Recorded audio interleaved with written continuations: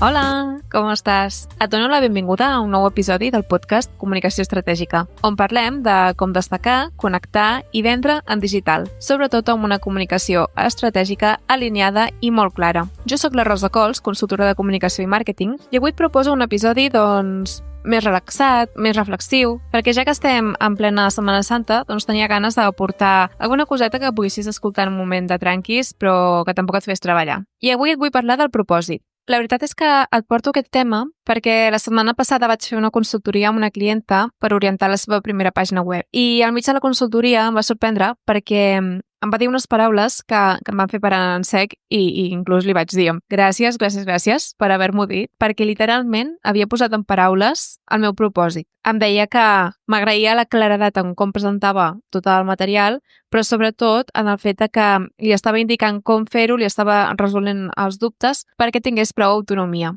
I això és literalment el que jo vull fer amb la meva marca. Posar-t'ho molt fàcil perquè puguis comunicar amb estratègia, però sobretot amb la teva essència, per tu mateixa. I mira, la veritat és que se'm va encendre com un foc. En aquell moment vaig sentir una escalfor en el pit que vaig dir que guai, o sigui, tot aquest esforç, totes aquestes hores dedicades al negoci, tota la comunicació, tot és per complir aquest propòsit. I potser a tu ja t'ha passat també i estàs superagraïda, o potser t'agradaria que et passés i saps que estàs en el camí perquè acabi passant. De fet, si t'hi fixes, tots els meus serveis i formacions van orientats cap aquí. Tant la brochure digital com les consultories, tot va enfocat a posar-t'ho fàcil perquè puguis tenir una comunicació estratègica, però sobretot de manera autònoma, que puguis ser tu mateix o tu mateixa que puguis prendre aquestes decisions importants en el teu negoci. I des de la seguretat de que ho estàs fent amb un sentit. Però és que no només són els serveis i les formacions, també són els recursos, els tallers gratuïts, la biblioteca de recursos que vaig crear pels clients de consultoria, el pla de continguts, tot té un sentit. I al final aquest sentit és una columna vertebral que segueix totes les propostes que estic fent. I aquesta columna vertebral al final és tan clara perquè veu directament del meu propòsit. Ara bé, et diré una cosa, i és que jo no vaig trobar el meu propòsit fins un any o dos després d'haver emprès. I amb això el que et vull dir és que no cal que el tinguis claríssim des del principi. A vegades ens obsessionem en que ha de ser el primer pas clau per tot, però és normal que moltes vegades aquest propòsit neix a partir de l'experiència que agafem emprenent. És que al final, jo havent acompanyat a un munt de persones, veig que moltes vegades aquesta claredat sobretot ve de l'acció. A mesura que accionem, que prenem decisions, que provem, que ens equivoquem, perquè jo evidentment també m'he equivocat 1000 vegades per arribar fins aquí, el propòsit, de mica en mica, es va aclarint. És com que està en el fons del tot i a mesura que anem accionant, anem traient capes i l'anem trobant. En el meu cas, per exemple, va néixer quan estava treballant com a copywriter per a persones de sectors molt diferents i empreses de moltes mides.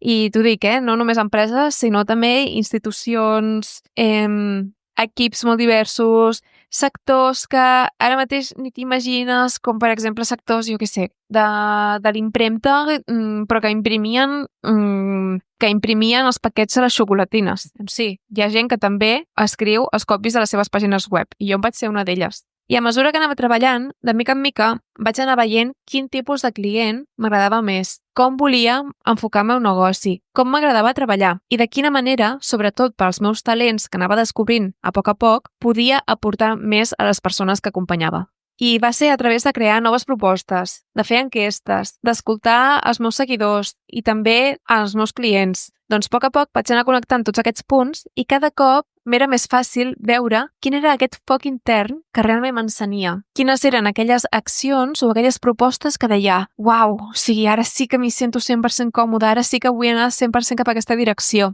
I et prometo que he donat moltes voltes amb el meu negoci, però és que jo crec que ho notes, que hi ha com una vibració quan hi ha un projecte que t'agrada que dius «És aquí, és aquest el camí». I si encara no ho sents, jo t'animo a seguir explorant per veure quin és aquest foc intern, quines són aquelles tasques o aquelles accions o aquelles propostes que et fan encendre aquest foc intern que tots tenim.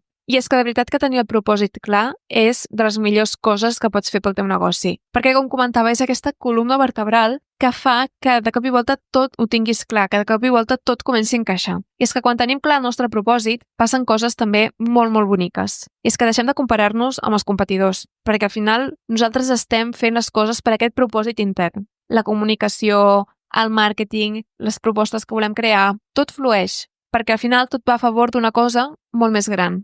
També ens donem la llibertat de deixar de qüestionar-nos constantment què és el correcte i què hauríem de fer i què no hauríem de fer. És que ens alliberem, tal qual. O sigui, al final ens alliberem perquè sabem que ho estem fent per un motiu molt més profund. I potser sona una mica estrany, no? Com una mica espiritual o dit així, però realment, quan tens clar què és el que vols aportar, què és el que vols deixar en aquest món, què és el que vols deixar amb el teu negoci, doncs tota la resta de coses encaixen. Comença a encaixar el teu missatge de marca, encaixen els serveis que vols crear, encaixen aquells nos que ara mateix et fa vergonya dir o que no estàs tan convençuda de dir, però que en algun moment hauràs d'atrevir-te a dir perquè és la manera de créixer.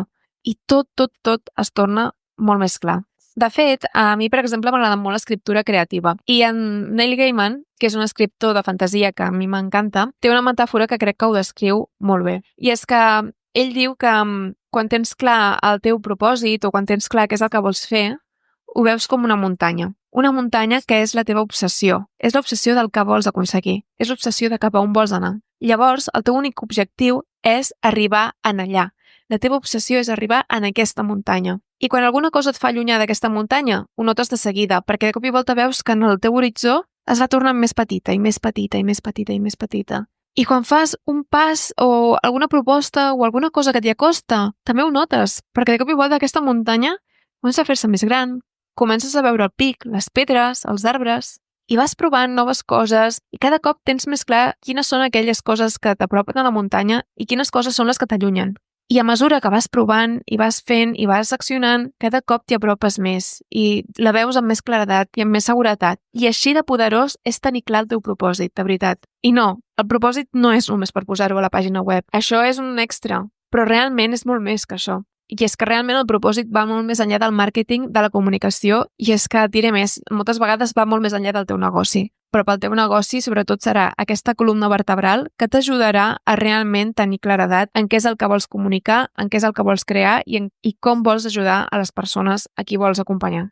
Bé, m'he emocionat una miqueta amb aquest episodi, però espero que t'hagi agradat, que t'hagi fet parar un moment enmig d'aquesta Setmana Santa per poder reconnectar amb el teu per què vas començar o per què estàs continuant, que de fet és una òptica que a mi m'agrada recuperar. Moltes vegades es parla del propòsit amb el motiu pel qual vas començar, però jo sobretot t'animo també a pensar en el motiu pel qual estàs continuant, més enllà de la llibertat, l'economia o el que sigui, que tu saps que, òbviament, som negocis, al final també és una part important. I la veritat és que si t'ha agradat aquest episodi, estic segura que la meva newsletter també t'encantaria. Així que si encara no hi ets, jo t'animo a unir-te. Ja hi ha més de 1.000 negocis que estan rebent la newsletter cada setmana i sempre hi comparteixo idees, recursos i reflexions que t'ajudin a comunicar millor per poder arribar a aquestes persones que estàs buscant. Si t'interessa, t'hi pots apuntar a l'enllaç que trobaràs a la descripció de l'episodi. I fins aquí l'episodi d'aquesta setmana.